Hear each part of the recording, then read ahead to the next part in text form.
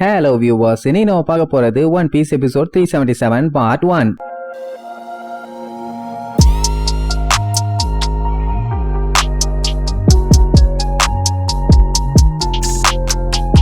Open பண்ணா போன episode அந்த குமா கையில ஏர கம்ப்ரஸ் பண்ணி தூக்கி போட்டு கண்டமேனிக்கு பிளாஸ்ட் ஆகி த்ரில்லர் பார்க்கே த்ரில்லிங்கா மாறிச்சு. பில்டிங்கோட கல்லுங்கெல்லாம் அப்படியே வெடிச்சு திருச்சிருக்கும். அந்த அளவுக்கு ஒரு பயங்கரமான பிளாஸ்ட். நான் கூட அந்த பிளாஸ்ட் எல்லாம் அந்த மொத்த த்ரில்லர் பார்க்குமே சில்லா போயிருக்கும்னு பார்த்தேன். பெரிய பிளாஸ்ட் தான், ஆனா அது கம்ப்ளீட்டாலாம் டேமேஜ் ஆகல. ஒரு கால்வாசி டேமேஜ் ஆயிருச்சு. இன்னும் ஒரு 2-3 பாம் இதே மாதிரி போட்டானா போதும், டண்டன் நடக்கணக்காதான். அப்படியே கட் பண்ணி உள்ளுக்குள்ள வளைச்சி காட்டுறாங்க. அம்புட்டு இடமும் புகை மண்டலமா இருக்கும். யாருமே அங்க இருந்த மாதிரியே இல்ல. எப்படி இருப்பாங்க? பாம போட்டு தள்ளாங்கன்னா எப்படி இருக்க முடியும்? ஆனா அவன் மட்டும் குத்துக்கல்ல மாதிரி அப்படியே கேஷுவலா நின்னுட்டு இருப்பான். எல்லாத்தையுமே காலி பண்ணிட்டமா, எல்லாம் என்ன ஆனாங்கன்னு அப்படியே சுத்தி பாத்துக்கிட்டே வருவான். பார்த்தா ஒவ்வொருத்தரும் பேனி கிடப்பாங்க. அதுலயே அந்த லோலாவோட நிலைமையில ரொம்ப மோசம். தலையில கல்லு விழுந்து சப்பானியா இருந்த மூஞ்சி சாணி ஆயிருக்கும். இப்படி ஒவ்வொருத்தருமே குண்டக மண்டக குதர்க்கமா தான் கிடப்பாங்க. நம்மளுக்கு நிலைமை அதுக்கு மேல மோசம். சொல்ல போனா எந்த ஒரு அசைவுமே இல்ல. சோ அப்படி எல்லாத்தையுமே நோட் பண்ணிட்டு கடைசியில லூஃபி கிட்ட வருவான். அவனுமே இன்னும் மயக்கத்துல இருந்து எந்திரிக்கவே இல்ல. இவன் என்ன பண்ணுவான்? அவன் பக்கத்துல இருக்க கல்ல தொட மட்டும் தான் செய்வான். அது அப்படியே விண்வெளிக்கே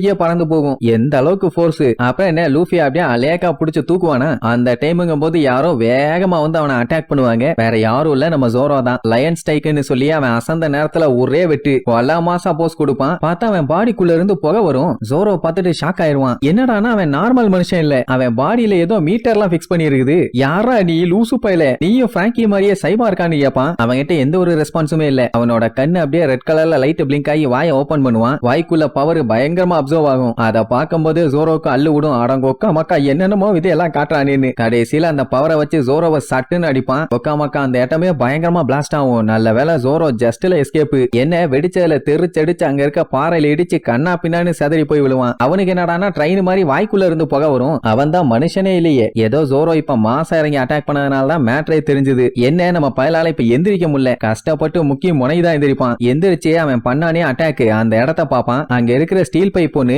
எரிஞ்சு மெல்ட் ஆகி சொட்டு சொட்டா கீழே விழும். அந்த அட்டாக் மட்டும் ஜோரோ மேல பட்டுருந்துச்சுன்னா என்ன ஆயிருக்கும்? இந்நேரம் ஜோரோ எல்லாம் தடம் தெரியாம போயிருப்பான். அட சண்டால பையல, கொலவெறியோட அட்டாக் பண்றியாடான்னு சொன்னவனதான் அவன் பேச ஆரம்பிப்பான். என்னன்னா இவன் பிராங்கி மாதிரி எல்லாம் சைபார் கிடையாதாமா. சைபார்க்குன்னா மனுஷன் பாதி மிஷின் பாதி இருப்பாங்க. ஆனா இவன் அப்படி இல்ல. இவன் கம்ப்ளீட்டாவே ஒரு ரோபோட் தான். சொல்ல போனா கவர்மெண்ட் உருவாக்கின ஒரு ஹியூமன் வெப்பன். இவனை பாசிபிஸ்டான்னு சொல்லுவாங்க. எது பாசிபிஸ்டாவான்னு கேட்டுட்டு பயங்கரமா நம்மளால ஷாக் ஆவான். மொத்தத்துல அந்த மென்டல் பையன் மனுஷனே இல்ல. இவனை உருவாக்குனது டாக்டர் வேகா பங்க். அவன் தான் கவர்மெண்டோட ஜீனியஸ் சயின்டிஸ்ட். சொல்ல போனா இந்த உலகத்திலேயே மோஸ்ட் பிரில்லியன்ட் மேன் யாருன்னு கேட்டா அந்த வேகா பங்க் தான். உதாரணத்துக்கு சொல்லணும்னா அவனோட விஞ்ஞான மூளை மனித குலத்தை விட 500 வருஷத்துக்கு முன்னோக்கி இருக்குதாமா. மொத்தத்துல எல்லா வேலையும் முக்காம செய்யற ஒரு இன்டெலிஜென்ட். இதெல்லாம் வச்சு பார்த்தோன்னே ஜோரோக்கு நல்லா தெரியுது. அவனுக்கு ஒரு பயங்கரமான பாடியும் கொடுத்திருக்கானுங்க, பவரும் கொடுத்திருக்கானுங்க. இதெல்லாம் வச்சு பார்க்கும்போது ஜோரோக்கு கொஞ்சம் கொஞ்சமா நம்பிக்கை குறைஞ்சுகிட்டே வருது. ஏன்னா மனுஷனா கூட நின்னு சண்டை போட்டு ஒரு கை பாத்துருவான். அவனுங்களோட பவர் எவ்வளவு லிமிட் இருக்கும் என்னன்னு சண்டை போடும் போதே நல்லா தெரிஞ்சிடும். ஆனா இவன் தான் மனுஷனே கிடையாது. அண்ட் அது மட்டும் இல்லாம இப்ப ஜோரோ என்ன நினைக்கிறானோ அதை அவன் பாடியால இப்ப பண்ண முடியல. அப்படியே தொங்கி போச்சு. நீ நிஜமாவே லூஃபியோட தலையை எடுக்க போறியான்னு கேட்பான். அவன் ஆமா, என்னால அந்த விஷயத்துல மட்டும் காம்ப்ரமைஸ் பண்ண முடியாதுமானா. உடனே ஜோரோ, உனக்கு தலை தானே வேணும், ஒன்னு கவலைப்படாத, அவனுக்கு பதிலா என்னோட தலையை எடுத்துட்டு போ. என்னோட தலையை நீ எடுத்தீனா நான் ரொம்ப சந்தோஷப்படுவேன்னு வேற சொல்லுவான். அவனே ஷாக் ஆயிருவான், என்ன திடீர்னு இப்படி இறங்கிட்டானேன்னு. இப்ப என்னன்னா ஜோரோவோட பவுண்டி லூஃபி அளவுக்கு அதிகம் இல்ல, பட் இருந்தாலும் ஒரு அளவுக்கு ஒர்த்தான பவுண்டி தான். இந்த உலகத்துல இவனுக்கு எப்படியாச்சும் பெஸ்ட் ஸ்வாட்ஸ்மேன் ஆமானுன்னு ஆசை. பட் இருந்தாலும் அது எல்லாத்தையுமே கிவ் அப் பண்ணிட்டு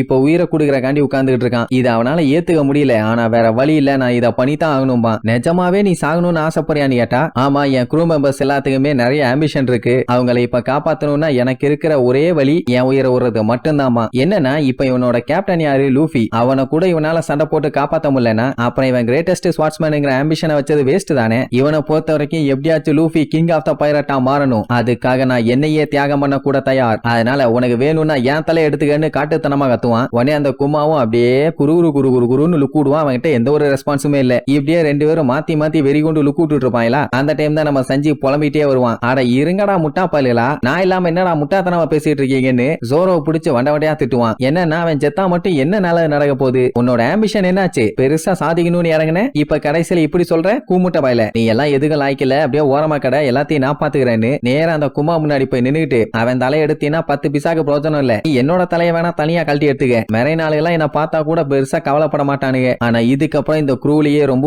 டேஞ்சரான மெம்பர் நான் தான். பிளாக்வுட் சஞ்சிடான்னு ஜோரோவை காப்பாத்துறதுக்காக இவன் உள்ள போய் தலையை கொடுத்துட்டு இருப்பான். அவனுக்கு உள்ளுக்குள்ள அப்படியே நடுங்குது. முடிஞ்ச அளவுக்கு சமாளிப்பான். ஆனா வெளியில தெரியுது அது என்ன பண்ண முடியும், வீதியாச்சே. அப்ப அந்த குமாக்கு என்ன பண்றதுனே தெரியல. அப்படியே 3 பேர்த்தையும் மாத்தி மாத்தி லுக்கு விடுவான். என்ன சஞ்சய்க்கு தான் பாடி பயங்கரமா நடுங்குது, ஆனாலும் பரவாயில்லன்னு உயிரை கொடுக்க ரெடியா இருக்கான். சோ 3 பேரும் மாத்தி மாத்தி பயங்கரமா லுக்கு விடுறதோட இந்த எபிசோடுக்கு எண்டு கார்டு போட்டு முடிக்கிறாங்க.